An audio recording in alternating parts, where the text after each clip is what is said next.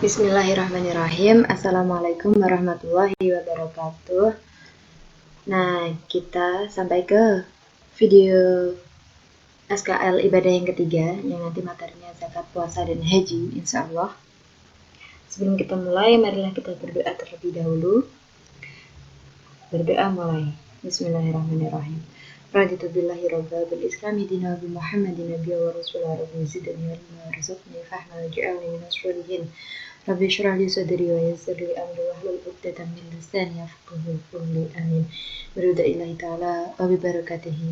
Wa bi syafaati Rasulillah sallallahu alaihi wasallam bi niyatin sholihah jami'a al-Fatihah.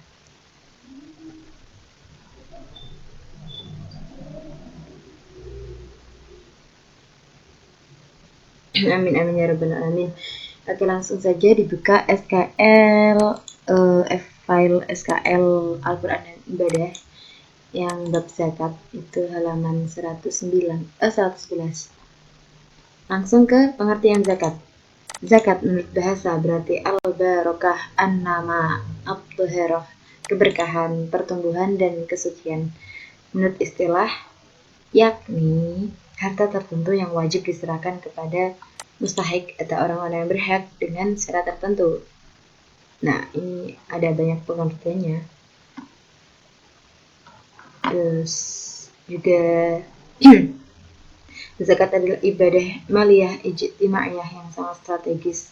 Ini jadi bisa dibaca hikmah-hikmahnya juga. Hikmah zakat ada banyak. Terus syarat-syarat sah zakat diperoleh dengan cara yang baik, milik yang sempurna, berpotensi untuk dikembangkan, mencapai nisab. Misalnya seperti ini. Diperoleh dengan cara yang baik. Misalnya gini. Niat mengasihkan kepada orang lain. Misalnya saya berniat mengasihkan harta kepada orang lain, sebagian harta saya, kan baik. Tapi kalau saya memperolehnya dengan cara mencuri, dengan cara korupsi barangkali, itu menjadi tidak baik lagi. Terus milik yang sempurna ialah harta yang dizakatkan itu benar-benar miliknya. Jadi misalnya membeli beras atau membeli beras yang niatnya akan dizakatkan, sedangkan berasnya tadi belum lunas, baru hutang, maka belum menjadi milik yang sempurna. Terus yang ketiga, berpotensi untuk dikembangkan, seperti beras ya, kalau di Indonesia itu kebanyakan beras. Nah, beras kan bisa dikembangkan, bisa untuk lauk pauk, bisa untuk nanti acara-acara yang lainnya, jadi bisa dikembangkan, bisa digunakan, seperti itu.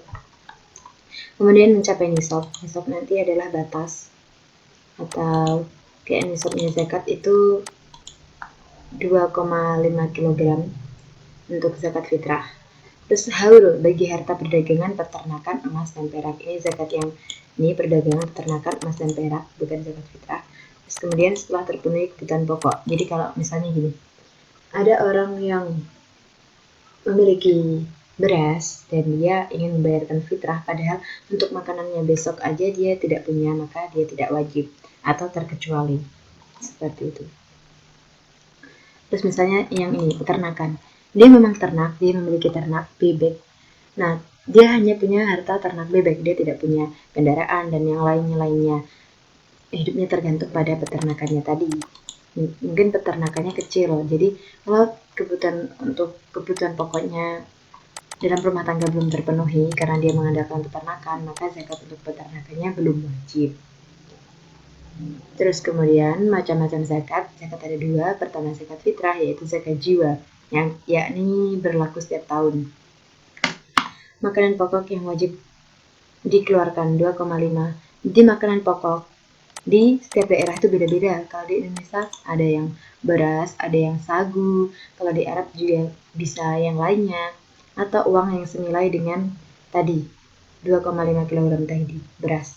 Oleh setiap muslim yang memiliki kelonggaran makanan selama bulan Ramadan sehingga menjelang pelaksanaan sholat Id.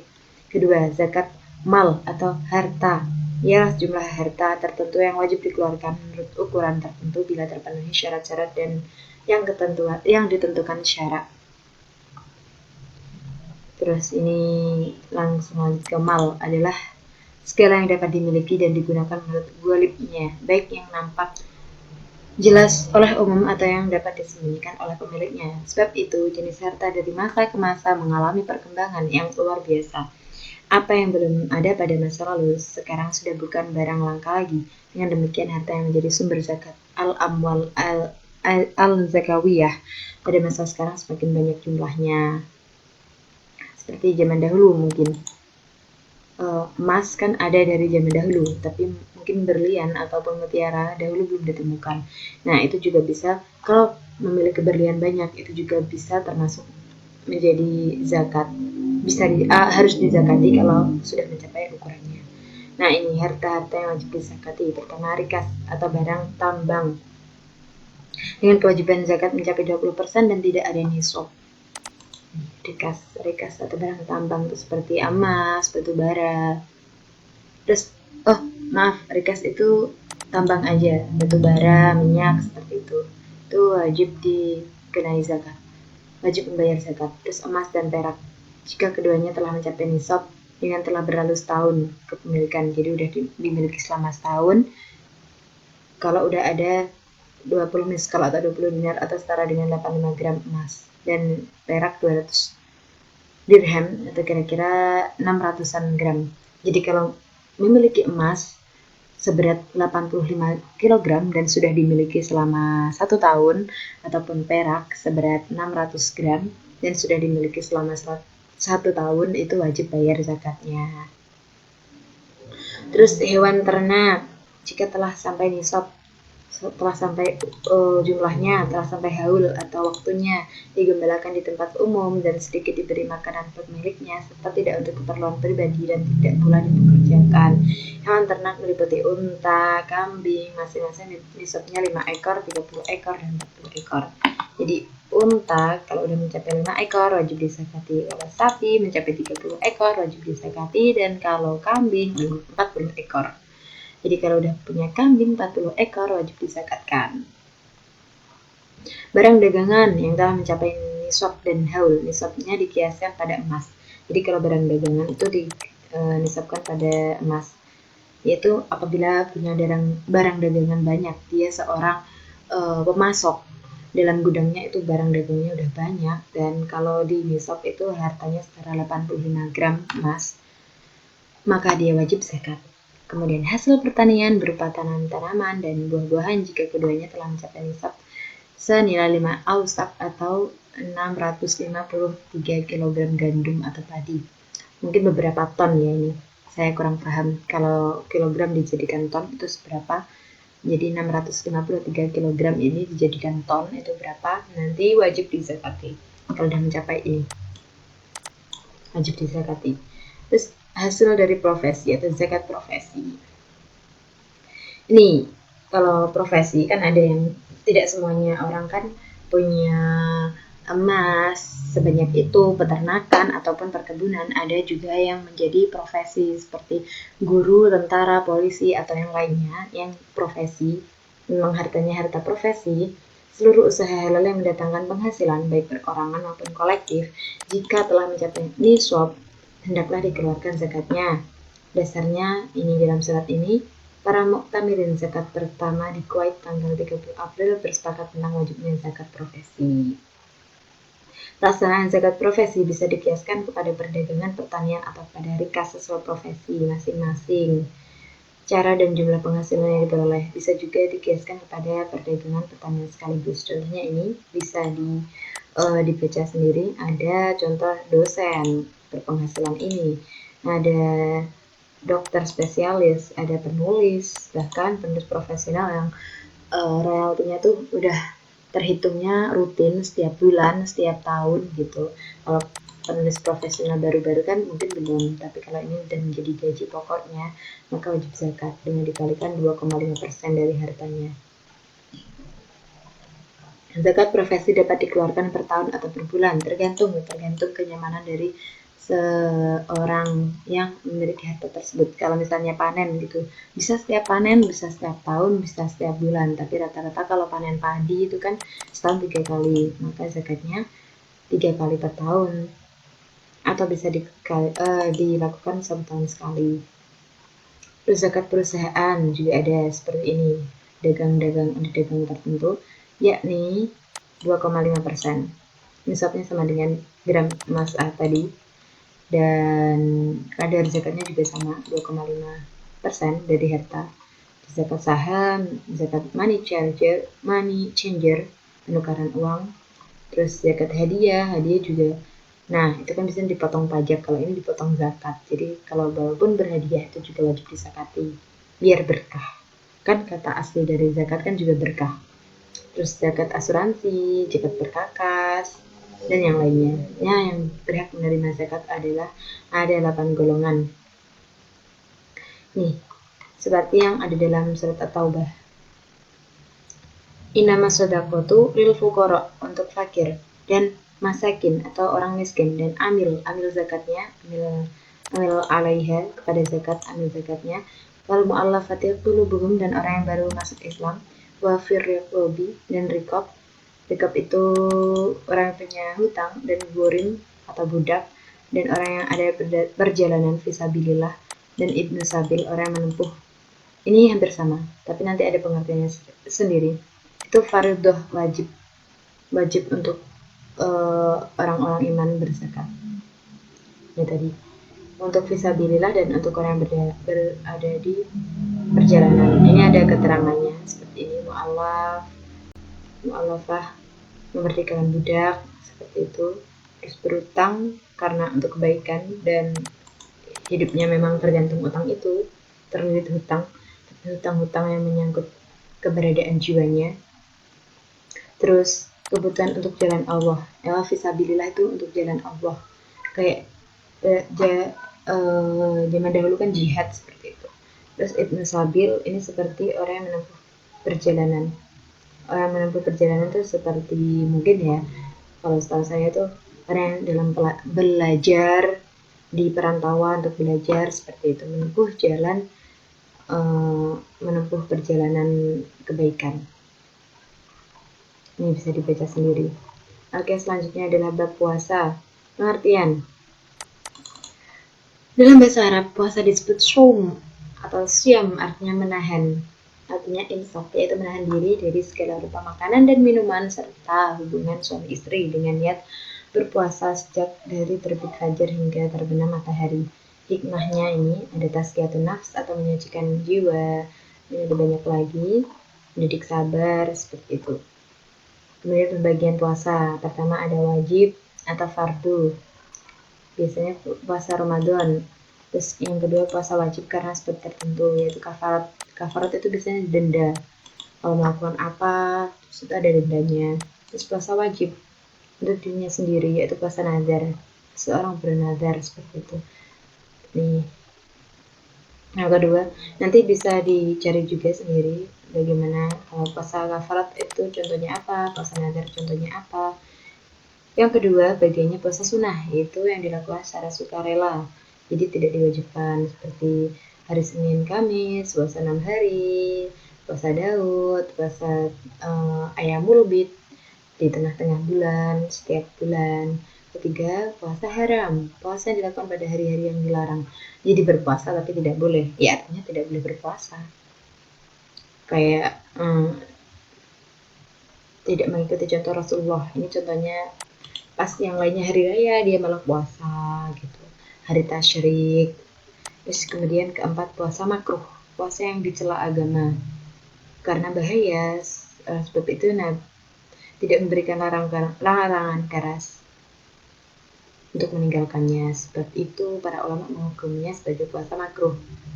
Misalnya puasa terus menerus boleh, tapi lebih baik tidak, karena biasanya menyiksa. Mengkhususkan puasa di hari Jumat dan lain-lainnya. Syarat wajib puasa Islam, yang pertama Islam. Kalau orang kafir tidak wajib. Terus kemudian balik atau sampai umur, kalau anak kecil belum wajib, tapi kalau dilatih juga boleh. Berakal atau tidak gila, kalau gila ya nggak usah puasa. karena dia kan gila. Terus suci dari haid dan nifas. Terus gimana kalau haid? Ya nggak boleh puasa, tapi harus menyaurnya, harus menunaikannya di lain waktu. Kalau dia suci, mungkin atau berada di kampung yang lain atau dalam perjalanan biasanya. Maaf, mungkin itu tidak ada di perjalanan. Dia wajib kayak kamu di kampungmu sendiri, tidak melakukan perjalanan ke tempat jauh, maka kan tidak ada halangan. Terus sanggup berpuasa, tidak lemah dan sakit. Karena kalau sakit itu biasanya ada keringanannya.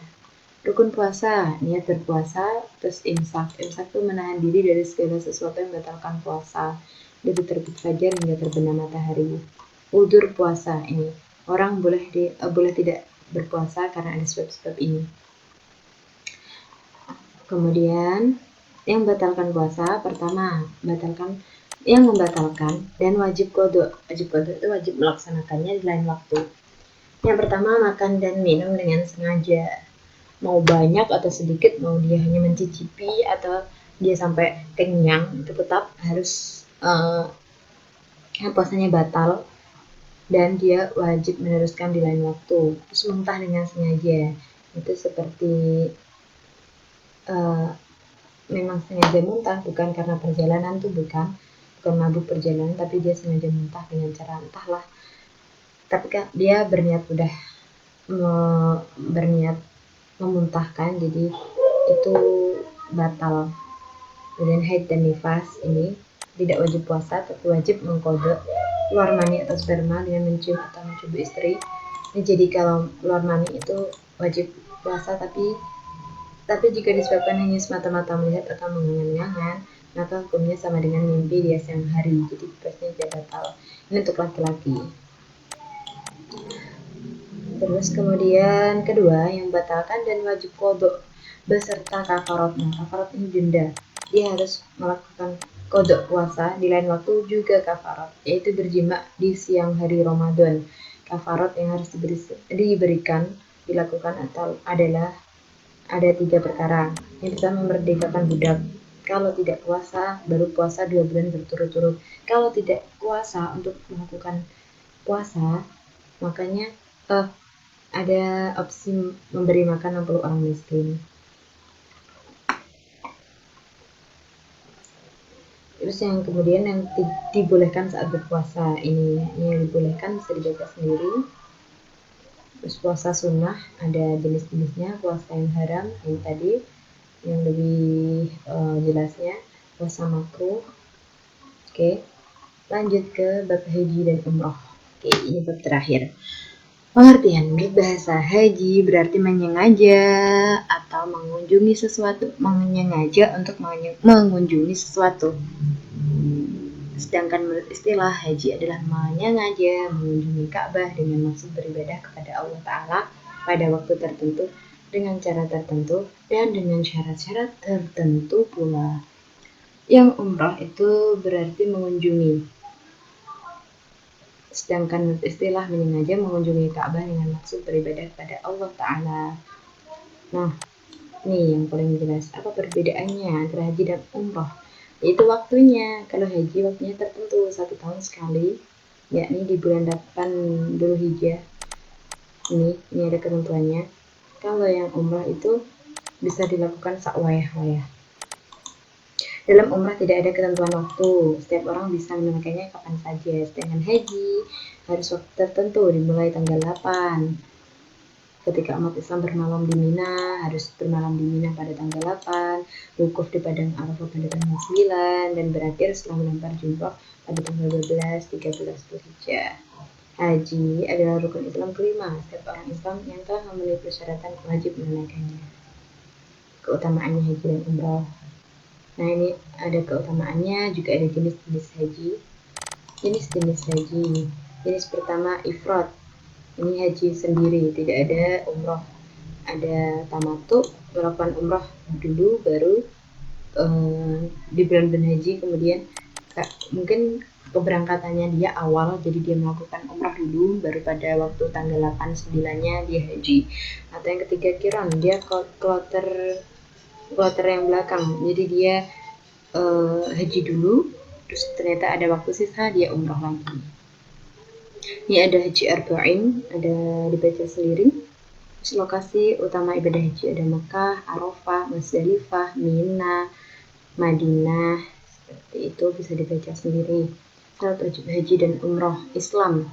Yang pertama Islam, balik atau mukallaf, terus berakal, merdeka, mampu. Mampu yang dimaksudkan adalah mempunyai bekal yang cukup untuk pergi ke tanah suci.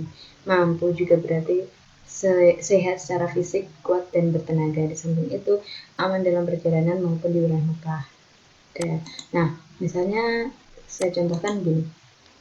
Dia mampu dalam harta, dia orang kaya, tapi dia sudah sepuh, sudah tua banget, sudah orang tua yang sudah sepuhnya banget, itu kan walaupun hartanya banyak, walaupun dia mampu untuk berangkat, tapi fisiknya tidak kuat, seperti itu. Jadi dia tidak wajib. Nah, ini ada rukun dan haji umroh. Ada rukun haji ada 4, ihram, tawaf, sa'i, dan wukuf, sedangkan umroh hanya ada 3. Oh, maaf, tapi kalau yang setahu saya itu ada banyak sih. Kalau rukun haji itu ada ihram, wukuf, tawaf, sa'i, tahallul, tertib, ada 6. Tapi kalau rukun umrah itu ada 5. Ihram, tidak ada wukuf, tawaf, sa'i, tahallul atau mencukur, terus tertib. Tuh, kalau setahu saya. Karena di sini wukufnya ihram, ada ihram wukufnya di sini. Tidak ada tahallul dan tertibnya tidak masuk. Tapi kalau yang setahu saya itu tertib termasuk dalam rukun. Nih, Kemenak RI menambahnya dengan cukur atau tahallul dan tertib untuk masing-masing keduanya. Jadi kalau saya punya singkatan itu untuk menambahnya yang ini itu ihwudosatate, ihram, wukuf dulu, terus tawaf, sa'i, tahallul atau mencukur, kemudian tertib. Nah,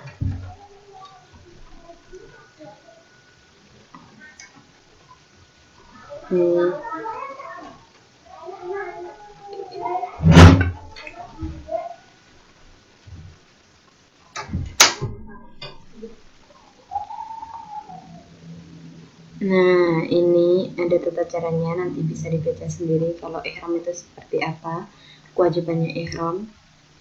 Nah, ini keberangkatannya atau batas-batas ihram, yaitu disebut mikot. Nih, kalau dari Indonesia tuh biasanya ada di Bir Ali. Nih, ada sunah-sunahnya, sunah-sunah dalam ihram, terus larangan ihram. Ini terus kemudian tawaf itu berjalan mengelilingi Ka'bah sebanyak 7 putaran. Tuh, mengelilingi Ka'bah, tawaf. Ini syarat-syarat tawaf, sunnah tawaf. Terus ini ada sa'i. Sa'i itu berlari kecil antara Safa dan Marwah sebanyak 7 kali. Terus boleh dilakukan dengan berjalan biasa. Ada yang pula dengan kendaraan. Kalau zaman sekarang itu bisa kalau orang sepuh yang ingin haji itu ada kursi dorongnya. Terus syarat sa'i, sunnah sa'i, terus wukuf di Arafah, al-hajju Arafah. Nah, ini yang bisa menjadi patokan kenapa haji dan umrah itu beda, karena kalau haji itu ada wukuf. Nah, ini haji itu adalah Arafah, maka haji itu ada wukuf di Arafahnya. Kalau umrah kan gak ada wukuf di Arafahnya. Itu yang menjadikan perbedaan, yaitu lafal ini, al-hajju Arafah. Nah, riwayatnya ini ada 5 imam. Jadi ini bukan masyhur. Ini mungkin jumhur juga. Jadi ini memang disepakati bahwa haji itu ya wukuf di Arafah. Terus sunah-sunahnya ada, terus urutannya, tata cara umroh bisa dibaca, dan insya Allah semuanya yang menyimak ini bisa berangkat haji maupun umroh dan berziarah ke makam-makam Nabi, insya Allah, amin. Oke, ini langkah-langkahnya. Semoga bisa mengamalkan dengan baik dan benar. Semoga berkah ilmunya. Sekian yang bisa saya sampaikan. Kurang lebihnya saya mohon maaf apabila ada keliru. Saya mohon maaf yang sebesar-besarnya. Dan saya berterima kasih atas perhatiannya. Sekian dari saya. Wassalamualaikum warahmatullahi wabarakatuh.